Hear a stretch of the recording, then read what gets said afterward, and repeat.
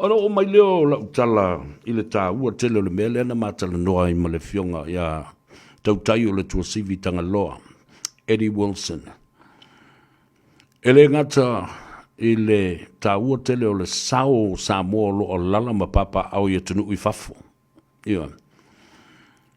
Te le sao o Samoa. O le alava le maa e te tongi o le tupe te lafo o le vaiaso lei, vaiaso lea, o le alava o i ngā luenga whaavaitaimi.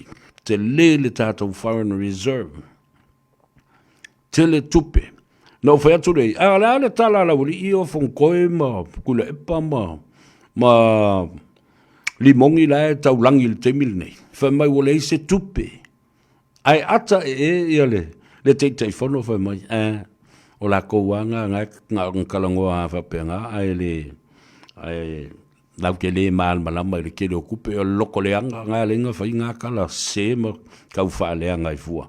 A o le malo le teimile. Au tau silisile le telo tupe na e tufa. A tātou iailai i tupe i e tala do mai nei. Au te atalawa ina ua saunoa i atu ia. Le whionga i le li whaipule o le i tu malo ma le tofi o le i tu malo sa fata. Mai tu ia. E winga i le li i le tautala titi tala pepelo le fake news le o Kanata. O a kingi apa. Mea, kamo wa tele ai ngol nga wengo si li nga o lango mau ia ma fale la wasi. O ngol na fai le palemia i le na.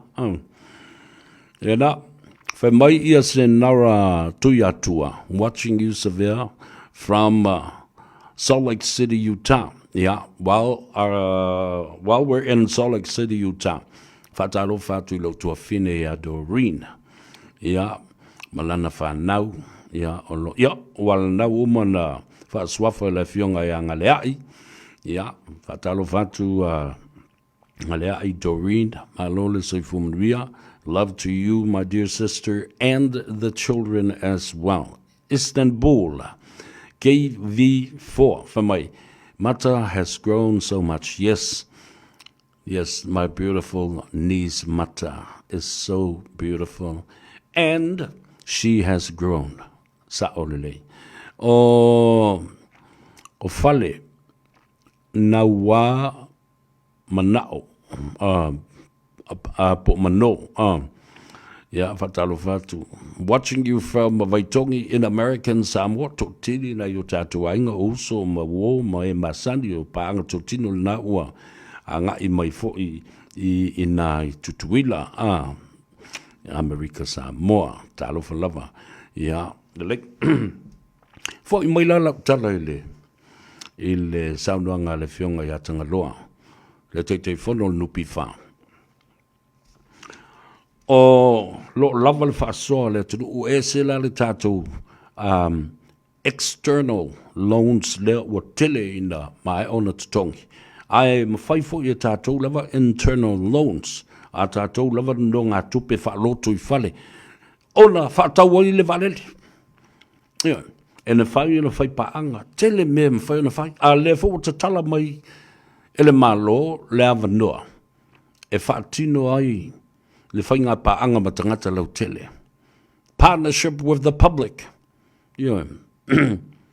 Private partnership with the public and the private sector. Ese le tāu tele. Toe e saunua le whionga i atangaloa. Wa oba o na whau le tula fono ele Samoa Central Bank. O le tula fono le na e whaatanga ai, fe whaataua inga, ma fe whaasuia inga o tupe. Ale atunu, pe a whai e tatala shares. Mō le atunu e whai aile lātou sauwhanga. Whaataua i o lātou sea. Ile wa alele ale atunu. So, the legal framework has already been prepared by Samoa Central Bank. A o le whaalapupotonga la lea ua whilifilia. Ele malo lātou te whia, le stala ma wha maumaunga. E ao mai i ai tupe o sea tangata nei. Ole whaalapupotonga ale Utahs. So the UTOS has now been selected to administer the legal framework that was prepared by the Samoan Central Bank to do the registration for shares so that we are in partnership. Le malo, the company valele ale Samoa Airways, male mamalu o tangata lau tele. Aina le matango fie tele le na vaenga. Ale ai o ala wali ia ma loko le anga solo ma fa le anga aku le mea fumfa aku le mea so sofa ane le mea fe mai o sa ili ngā tupe, so ngā tupe. Ala auli ma le pati o le fast. Se o tosi sila la ye mele faitala le inga. Nena. Ai, toi fo ilala utala i oi, i safata. Fai mai le sau noa ngā tuia. I le whaalongolongo pēr i me o tala pepelo ma fake news le avatu le tamaititi le nā o Lucifelo. Le anga kamakiki e langa e avu i kahala pepelo kele ni kamaki. Fai mai, o te le tala noa tu ma whaile ma taupu o le mātou tu malo i lunga o le social media, malau por kalame.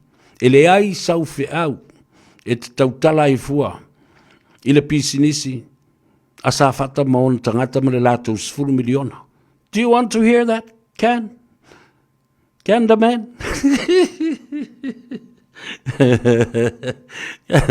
E te fie whalong tu la lau tau sa o mai lava.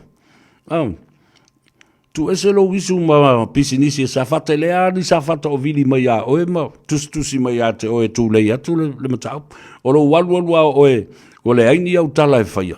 E whasanga mai e u atu le nā mea o na o lai tala noa isi vaenga o le au whai tala pepelo mo le au whai fake news. You run out of ideas and then you turn around and just push and push and push.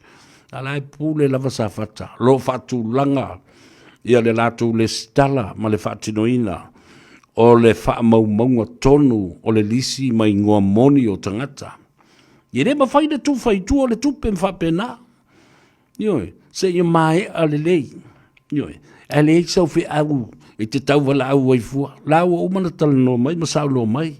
Ne foi sa silsila o ma whatala doa male. Male fionga i atu ia. Mai tu ia.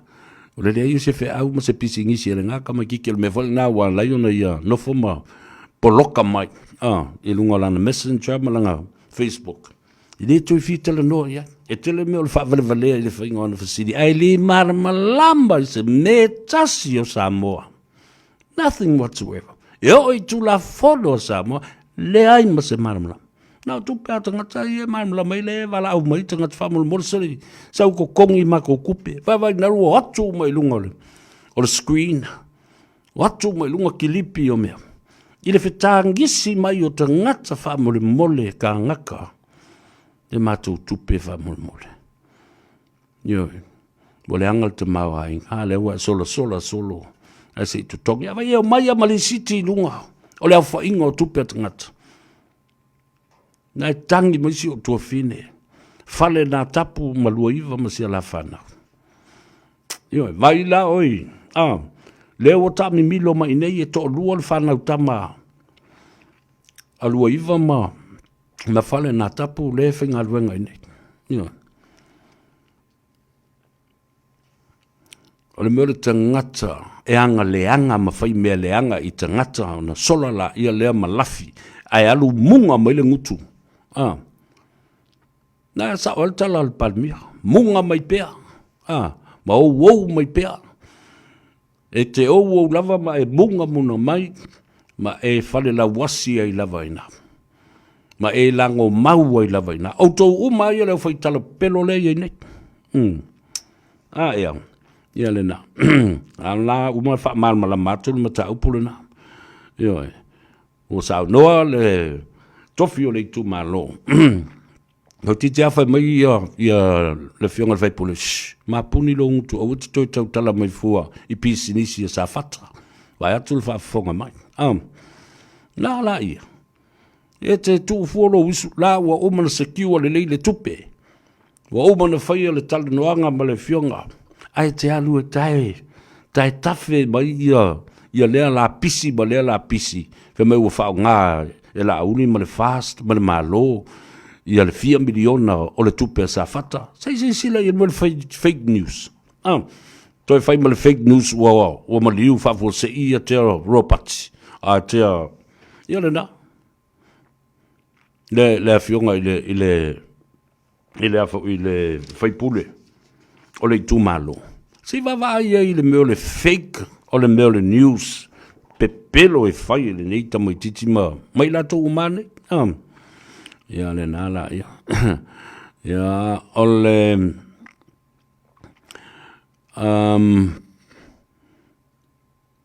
ja, mafai tau le mele from Istanbul. The Fast Party need to remove the government account from the bank. He's gaining profits as a shareholder on that bank. Need to move the account to another bank. Yeah, o le manatuale now Istanbul la to ia malo. Master Sapati si anava, talo lava malo si fumvia. IT siniu, alol soifua vaftai le mafuta mai. I'll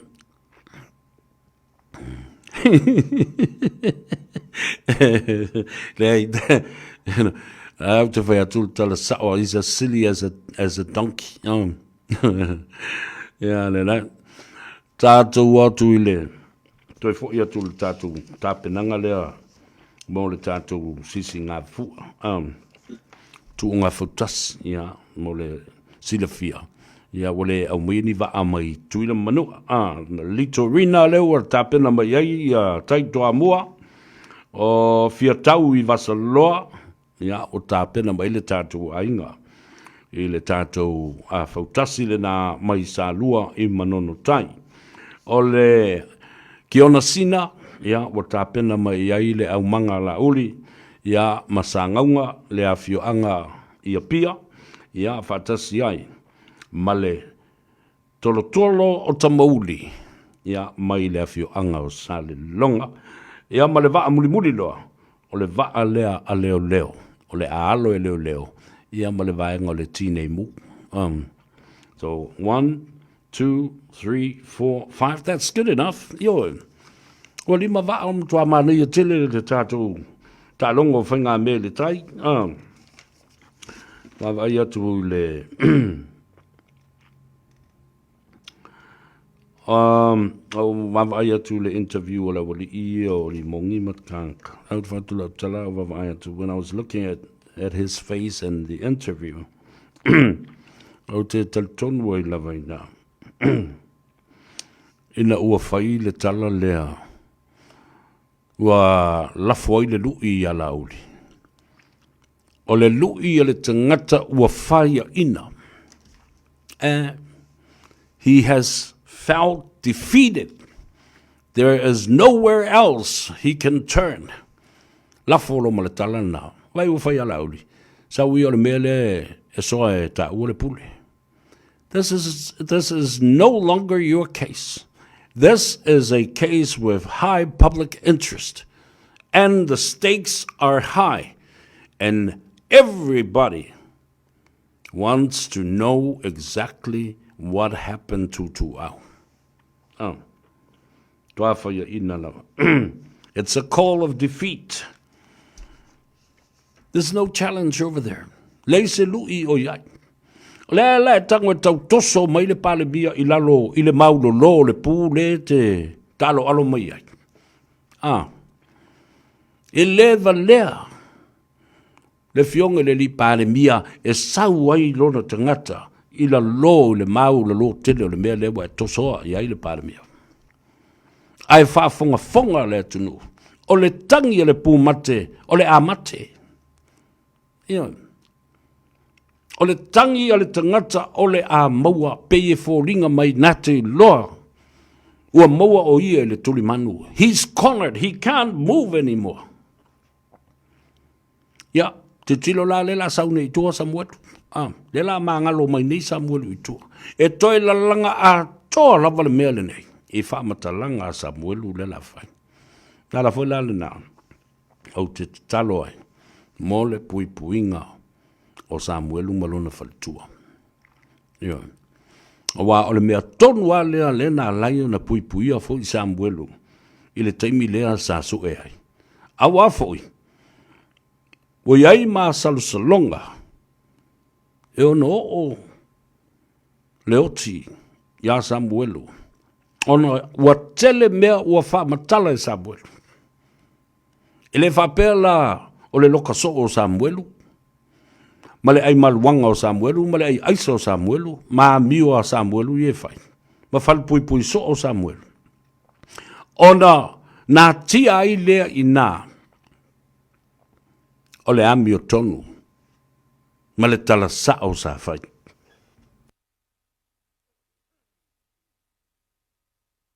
Ioi, tala sa o tala na. E le whapea. Mai ole si mea tāua le nā. Ona oua manatu o le tangata soltu la fono, o le tangata angsala, soltu la fono, stamo Samuelu ma lafo lava iai. So they have already painted that picture. That is the image when Samuelu's name is mentioned. Tasi ale tala tangata e pepelo Samuelu. But somewhere deeper inside that man, Samuelu, there is a light of hope in the truth. There is some sort of truth inside that man. E iai la le taimienga, yo iai mga lue le nganga o le tua. E vai ma mai le wha maoni ma le mea tonu, ma le mo i lae, lilo i le wa aia tangata. That truth is like a needle in a stay.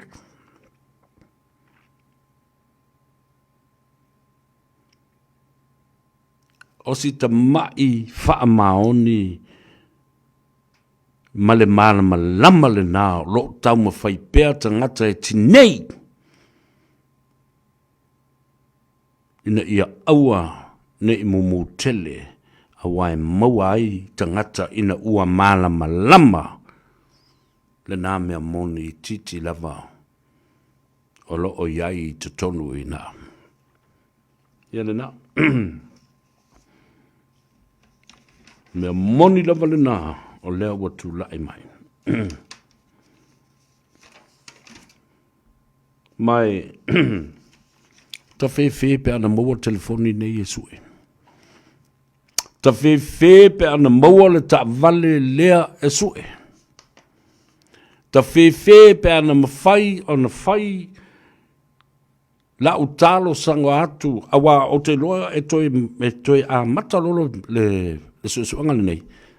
Wa te taulona au maia wha maunga.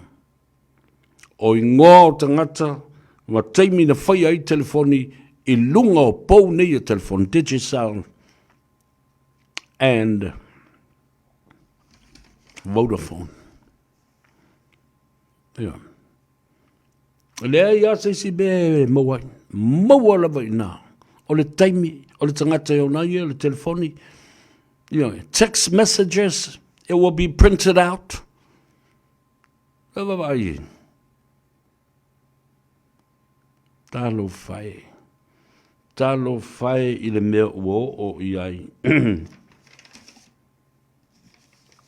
The innocents and beyond the benefit of the doubt, they will do anything to persuade public opinion in their favor.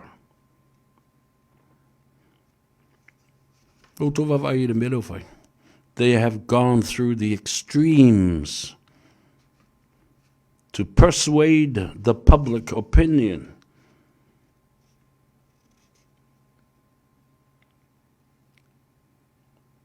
Ono mutua yo wofu. Tuau's case should not be decided by the public opinion. That is so high, and it should be decided by the court of law and the facts. Man tua foi le whamsinonga lena whai atu nei. E lea se whamsinonga o le maliwa tu au. O le whamsinonga o le tangi a Limogi ma rauli ia. Po ina whawhau ina ia meo li mau pepelo. Le lau wa maan mlamba i la uli ma li o ma whulea.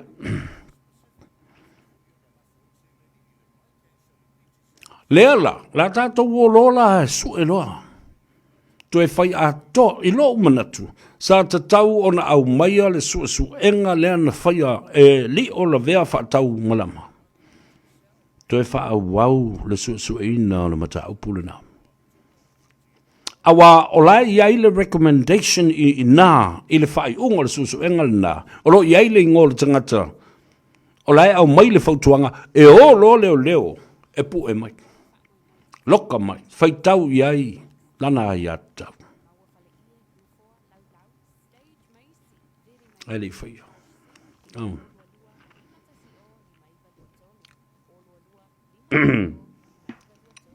Whafonga Samoa. O le whamsinonga lena whai nei pia no whai atu. E leo se whamsinonga e whamama ai le ngō o le ala Limogi. E winga i sona fianga i le oti po o le maliwa tu au. Le ila sesi o tua ia leala. Ai, e leo se whamsinonga, e whamama ai lona ingo. Ai o le whamsinonga e su e ina ai le tangi Limogi ma le komisina o leo e winga i le whawhauina o moli mau. Fabrication of evidence. Nothing about who killed Tuau. I le alau tō wawai tu nei. Momusu e wha wau le whamsinonga. Ai tu atu i luma o le atua. Rawa whēona o tau whai mai whapena. O le alofanga mua lava lea. Ua atangia mai ai. Le manatu whātau waa i le tula whono o le lalo langi nei ma le tula whono o le whaamsinonga i le lalo langi nei. Momosu e whai mea i le lalo langi nei e peo na masani ai. Let the court takes its course. Whether it's 2 years, 3 years, 5 years or what. Whai pea le sa i linga. A leo whai mai. Leave it to the hands of God. Vai. Leave it to God. Why?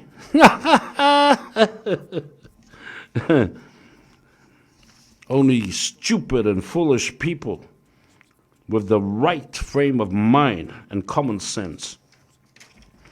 And people are laughing. Tadi e tangata. Tadi e i le alu i lunga le social media. Ma whai ele nei whaasilanga lau tele. Tasi ale tala tangata. Ma le tali tonunga tangata. Ua. Whaia ina.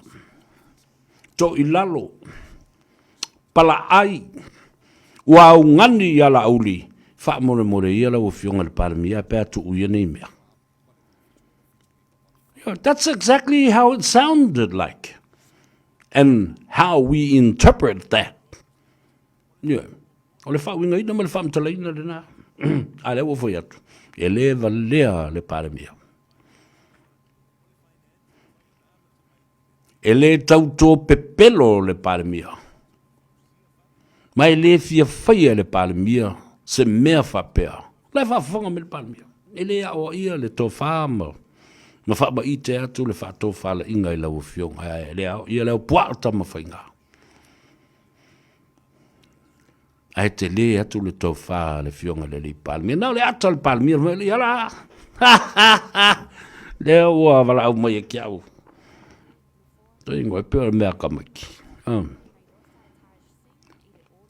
That's a sign of defeat.